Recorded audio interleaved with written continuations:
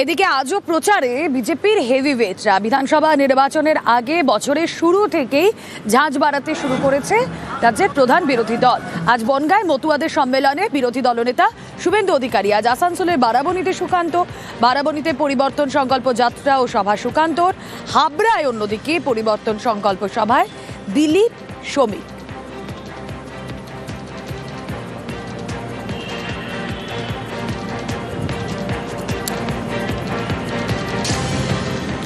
এই এসআইআর আবহে মতুয়াদের মধ্যে একটা আতঙ্ক কাজ করছে, তাদের নাম যদি বাদ পড়ে।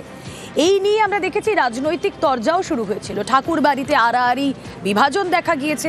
সেই অবস্থায় মতুয়াগড়ে আজ শুভেন্দু অধিকারীর সভা। সেখানে মতুয়াদের উদ্দেশ্যে কি বার্তা দেন অবশ্যই নজর রয়েছে।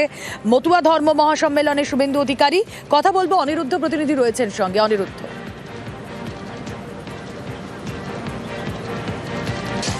দেখো রুমেলা, উত্তর চব্বিশ পরগনার বনগাঁ উত্তর বিধানসভা কেন্দ্রের বিজেপি বিধায়ক অশোক কীর্তনিয়ার উদ্যোগে এই রেল ময়দানে আজ মতুয়া ধর্ম মহাসম্মেলনের আয়োজন করা হয়েছে।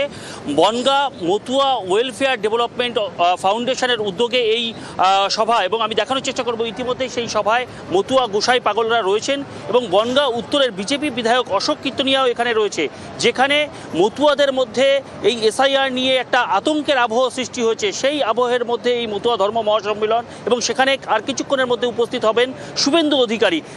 শুভেন্দু অধিকারীও আর কিছুক্ষণের মধ্যে এখানে উপস্থিত হবেন, রয়েছেন অশোক কীর্তনিয়া। আমরা জানার চেষ্টা করব যে কি বার্তা দিতে পারেন বা এই মতুয়াদের এই যে আজকে যে ধর্ম মহাসম্মেলন আপনারা আগামীতে দেখুন, এটা একটা অরাজনৈতিক প্রোগ্রাম।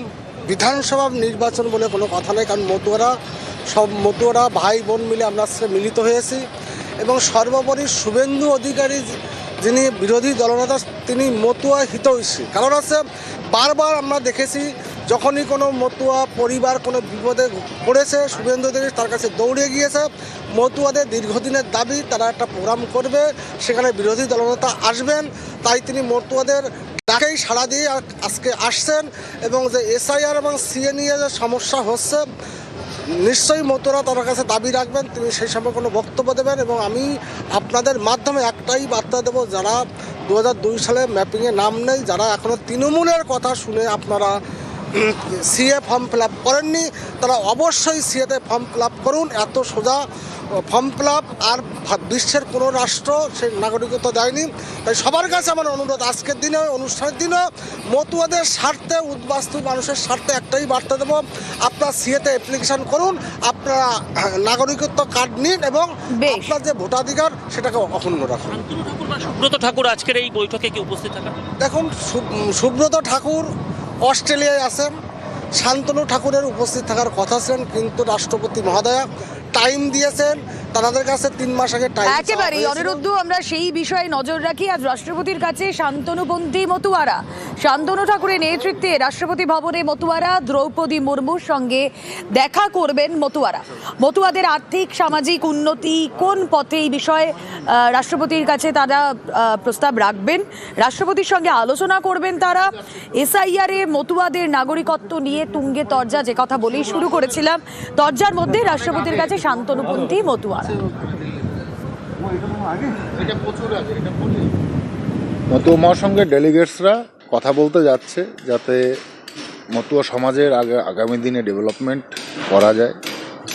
সরকারের চিন্তাভাবনা, কারণ মতুয়ারা যারা এসছে ওপার থেকে, ম্যাক্সিমাম মানুষই বিলো ক্যাটাগরি লেভেলেতে আছে, তো তাদের সামাজিক মর্যাদা থেকে শুরু করে সামাজিক উন্নতি, অর্থনৈতিক উন্নতি আগামী দিনে কি করে করা যায়, সেই সব নিয়েই আমাদের মতুয়া মহাসংঘের যারা ডেলিগেটস আছে তারা কথা বলবে মহামান্য রাষ্ট্রপতি মহোদয়ের সঙ্গে।